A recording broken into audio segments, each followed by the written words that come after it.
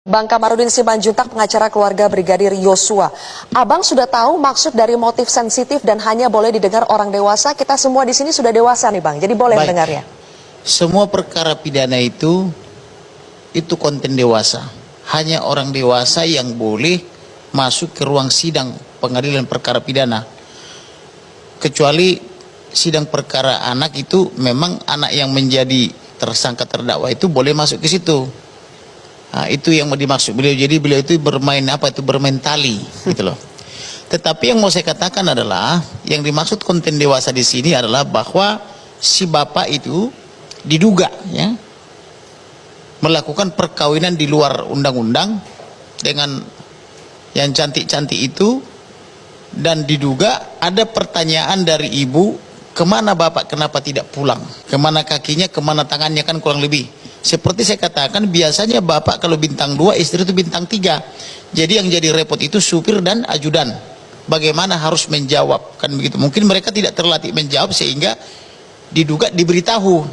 Setelah diberitahu bahwa si bapak pergi menemui yang cantik-cantik itu, maka tidak pulang, maka terjadilah pertengkaran rumah tangga.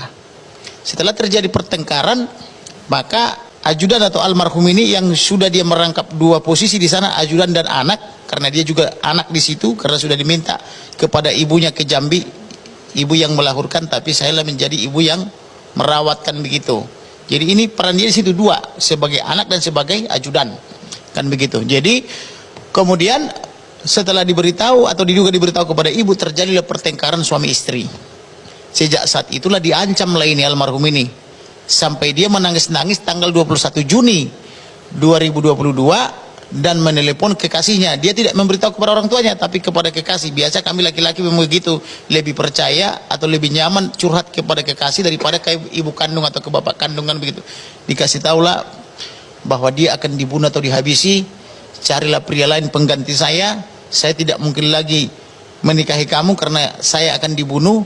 Kemudian bila tidak sempat lagi saya meminta maaf, inilah kesempatan saya meminta maaf, dan apabila saya salah saya mohon dimaafkan, kan begitu. Si sang kekasih yang tidak biasa mendengar curahan hati seperti itu bertanya, yang sakitnya kau bang, katanya, kan begitu.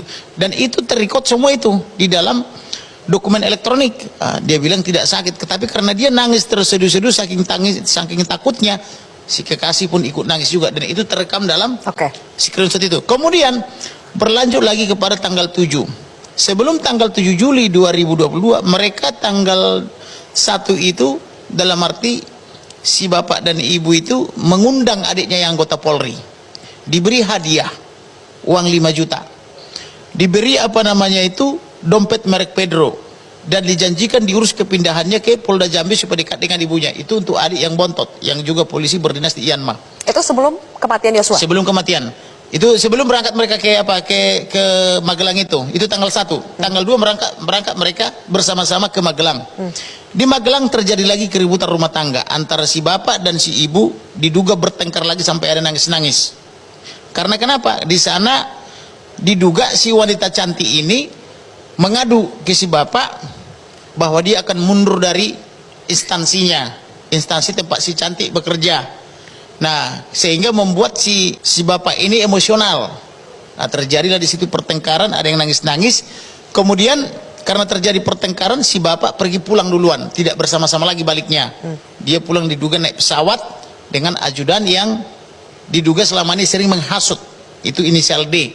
Nah, kemudian di tanggal 8, di tanggal 7 masih dia mendapatkan ancaman apabila naik ke atas. Ini saya underline ya, apabila naik ke atas, maka Brigadir Nofriansah Joshua Huta Barat akan dihabisi atau dibunuh. Nah, dia telepon lagi kepada kekasih bahwa saya akan dibunuh apabila naik ke atas. Cuman kekasihnya ini tidak bertanya apa yang dimaksud dengan naik ke atas ini. Kan begitu.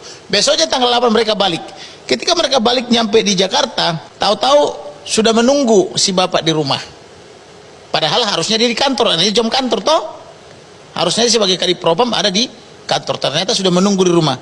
Nah, setelah ditunggu di rumah, ini beres-beres semua barang-barang dimasukkan ke dalam rumah. Kemudian diduga disiksa lah ini, disuksa ya, dipatah-patahin jari-jarinya, kakinya, tangannya, kemudian bahunya diduga dihajar itu entah pakai apa, jadi luka menganga, kemudian ditembak dari sini tembus ke bibir bawah, ditembak dari belakang tembus ke hidung depan, ditembak dadanya lurus ke belakang, kemudian ada luka di sini di lipatan kaki ini sampai ada rembesan darah, kemudian di kaki sini, kemudian di kaki sini, kemudian di bahu kanan kiri semua banyak kali luka. Padahal menurut penerangan Karopenmas Polri dia hanya ditembak 5 kali kena 4. Kenapa lukanya melebihi 10? Oke. Itulah kira-kira makanya begitu saya dengar ini dari ibunya tentang mereka juga diserahkan mayat tak boleh dibuka. Padahal itu ada kepentingan kami sebagai tulang di situ memberikan ulos. Baik. Kemudian dijaga-jaga jenazahnya nggak boleh dibuka, maka saya yakin ini 340 junto 338 junto 351 dan itulah saya tuliskan dalam surat kuasa. Maka walaupun 5 lembaga waktu itu menentang saya, itu Polri, Kompolnas, Komnas Perempuan dan LPSK, saya yakin dengan pendirian saya dan naluri saya sebagai yang juga punya kemampuan menyelidiki dan menyidik, maka saya tetap bertahan di 340 dan terjadi.